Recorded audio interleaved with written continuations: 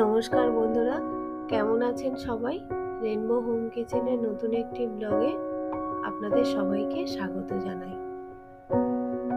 আমি চলে এসেছি আপনাদের সঙ্গে আরও একটি নতুন রেসিপি নিয়ে। আশা করি রেসিপিটি আপনাদের খুব ভালো লাগবে। মাত্র 3টে উপকরণ দিয়ে সহজ পদ্ধতিতে কিভাবে একদম ঝরঝরে চাউমিন বাড়িতে তৈরি করে নেবেন তার রেসিপিটি। আমাদের বাড়ির ছোটরা সবসময় বাইরের দোকানে চাউমিন খাওয়ার জন্য বায়না করে, কিন্তু সবসময় তো দোকানের ওই তেল মশলা চাউমিন তো বাচ্চাদের দেওয়া যায় না। তাই বাড়িতে একদম খুব সহজভাবে আপনারা এই চাউমিনটি তৈরি করে বাচ্চা থেকে বড় সবাইকে দিতে পারেন একদম নিশ্চিন্তে। স্বাস্থ্যের দিক থেকে যেমন হেলদি এটা, তেমনি খেতেও খুব সুন্দর হয়। একবার বাড়িতে তৈরি করে দেখবেন। আমি চেষ্টা করেছি রেসিপিটি খুব সহজভাবে তৈরি করার, যাতে সবাই এটা বাড়িতে তৈরি করতে পারে। তো চলুন কিভাবে আমরা এই হেলদি চাউমিনটা তৈরি করেছি তার রেসিপিটা আমরা দেখে নেব। রেসিপিটি যদি ভালো লেগে থাকবে তাহলে আপনারা আমাদের চ্যানেলটাকে সাবস্ক্রাইব করে দেবেন আর বেল আইকনটি প্রেস করে দেবেন। তো প্রথমে এই চাউমিনটি তৈরি করার জন্য একটা বলে 1/2 কাপ কর্নফ্লাওয়ার আর 1/2 কাপ ময়দা, এই পরিমাপগুলো কিন্তু একদম ঠিকঠাকই নিতে হবে। নিয়ে আমি এই ড্রাইটা ইনগ্রিডিয়েন্টসগুলো মিক্স করে নেব।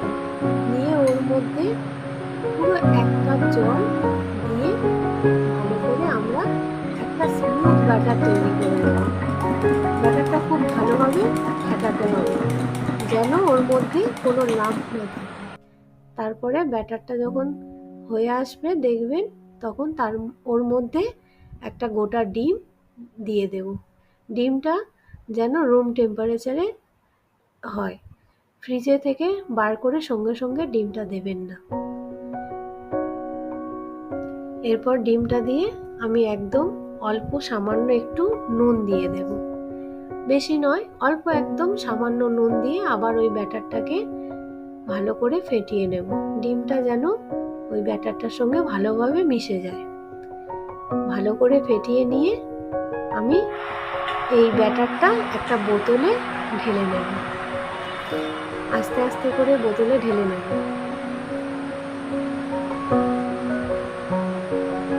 ব্যাটারটা খুব পাতলা হবে না, খুব মোটাও হবে না। দেখুন একটা স্মুথ একটা ব্যাটার তৈরি হবে। আর এই বোতলটার যে ঢাকনা আছে সেই ঢাকনায় একটা ছোট্ট একটা ছিদ্র করে নেবেন, নিয়ে ঢাকনাটা এঁটে দেবেন। এবারে একটা গ্যাসে একটা তাওয়া বসিয়ে অল্প সামান্য সাদা তেল আমি লাগিয়ে নেব। এরপর ফ্যানটা গরম হওয়ার পর দেখুন আস্তে আস্তে বোতলটা এইভাবে প্রেস করে এইভাবে চাউমিনের মতো করে তৈরি করে নিতে হবে। চাউমিনটা একদম যেন না গায়ে লাগে, সুন্দর করে একটু প্রেস করে এটা ব্যাটারটা দেবেন।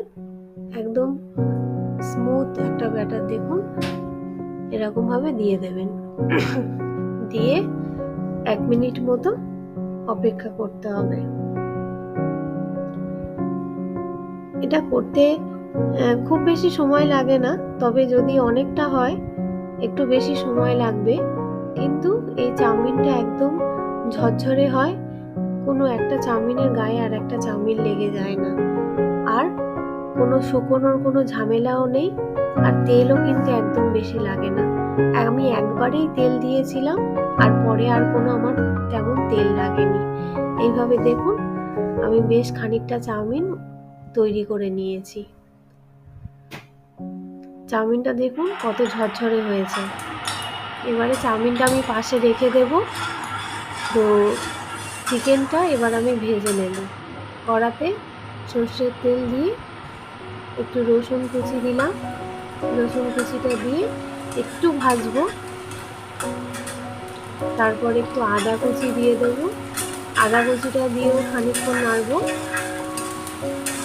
গ্যাসের ফ্লেমটা কিন্তু হাই থাকবে। ভালো করে আদা রসুনটা একটু ভাজা ভাজা হয়ে যাবে, গেলে আমি ওর মধ্যে কাঁচা লঙ্কা কুচি দেব। কাঁচা লঙ্কাটা দিয়ে আরেকটু ভেজে আমি নুন, গোলমরিচ গুঁড়ো, লেবুর রস দিয়ে ম্যারিনেট করে রেখেছিলাম একটু চিকেন। তার আগে কাশ্মীরি রেড চিলি দিয়ে দেব, দিয়ে নেড়ে এবার যে নুন, গোলমরিচ গুঁড়ো, লেবুর রস দিয়ে চিকেনটা ম্যারিনেট করে রেখেছিলাম সেই চিকেনটা ওর মধ্যে দিয়ে দেব। চিকেনটা যখন দেব গ্যাসের ফ্লেমটা কিন্তু একদম হাই থাকবে, কারণ চিকেনটার থেকে নইলে জল বেরিয়ে যাবে, ভালোভাবে ভাজা হবে না। তো হাইতে রেখে একদম চিকেনটা ভাজা ভাজা করে নিতে হবে। এই চিকেনটা আমরা পরে চাউমিনে অ্যাড করব।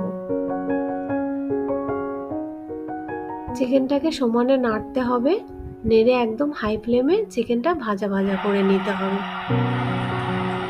তো আমার চিকেনটা ভাজা হয়ে গেছে, আমি পাশে রেখে আর একটা প্যানে আমি সাদা তেল নিলাম।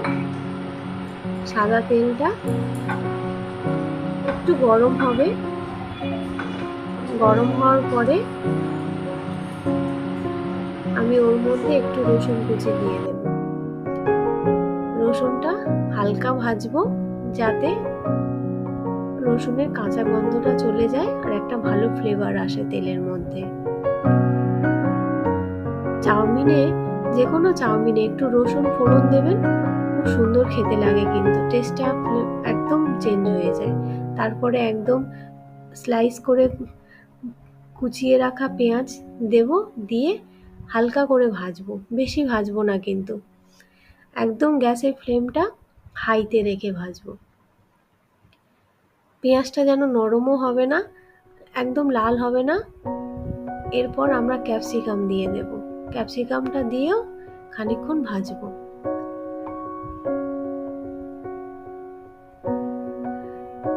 তারপরে একটু কুচিয়ে রাখা বাঁধাকপি দিয়ে দেব। পেঁয়াজ, ক্যাপসিকাম, বাঁধাকপি দেখুন এগুলো তাড়াতাড়ি ভাজা হয়ে যায়, বেশিক্ষণ সময় লাগে না।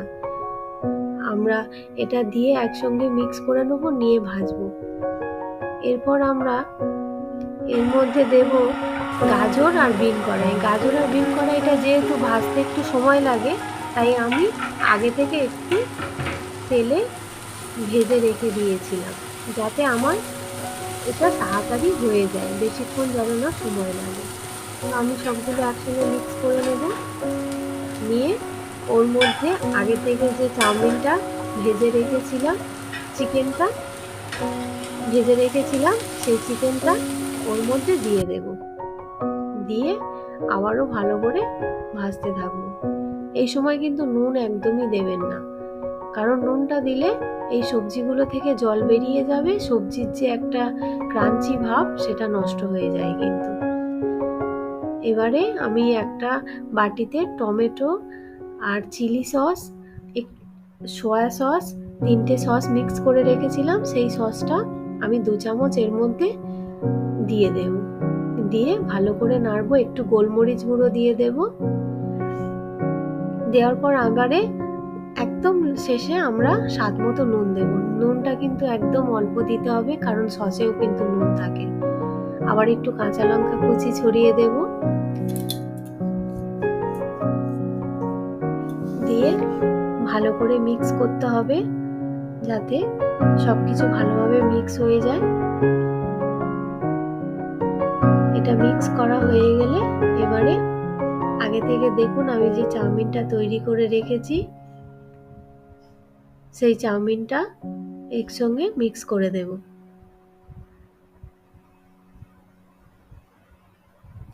চাউমিনটা দেখুন কত সুন্দর লম্বা ও ঝরঝরে হয়েছে, একদম কোনোটার গায়ে কোনোটা লাগছে না, খুব সুন্দর হয়েছিল চাউমিনটা। তো চাউমিনটার সঙ্গে আমরা সবজিটা, চিকেনটা ভালো করে মিক্স করে নেব।